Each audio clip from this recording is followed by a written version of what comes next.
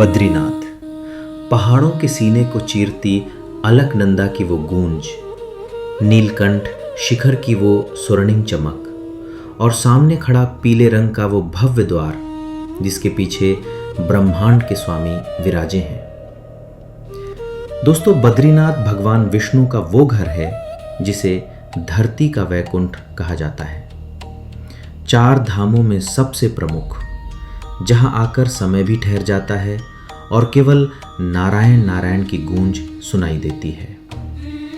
बद्रीनाथ का आध्यात्मिक रहस्य त्याग और प्रेम की एक अनूठी मिसाल है।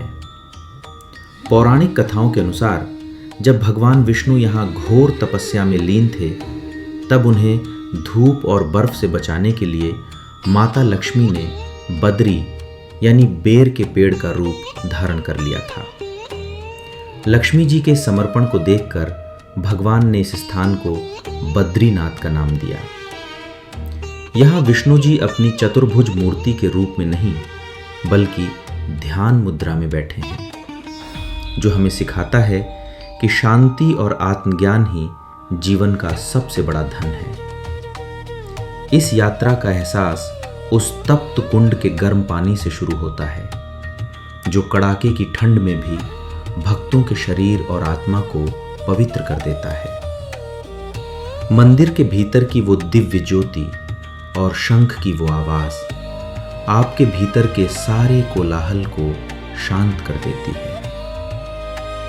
बद्रीनाथ के पास ही स्थित है माणा गांव, भारत का वो आखिरी कोना जहां से स्वर्ग की सीढ़ियां शुरू होती हैं और जहां गणेश जी ने वेदव्यास जी के साथ बैठकर महाभारत लिखी थी। बद्रीनाथ हमें सिखाता है स्थिरता। जीवन में कितनी भी हलचल क्यों ना हो, इंसान को अपने भीतर की शांति कभी नहीं खोनी चाहिए। यहां आकर अमीर गरीब का भेद मिट जाता है, क्योंकि नारायण की नजरों में हम सब केवल उनके अंश हैं। बद्रीनाथ के दर्शन के बिना 4 धाम की यात्रा अधूरी मानी जाती है, क्योंकि यह वह द्वार है जहां से मोक्ष का रास्ता खुलता है। यहां से लौटने वाला हर भक्त अपने साथ सिर्फ प्रसाद नहीं, बल्कि नारायण का वो मौन आशीर्वाद लेकर लौटता है, जो पूरी जिंदगी उसका मार्गदर्शन करता है।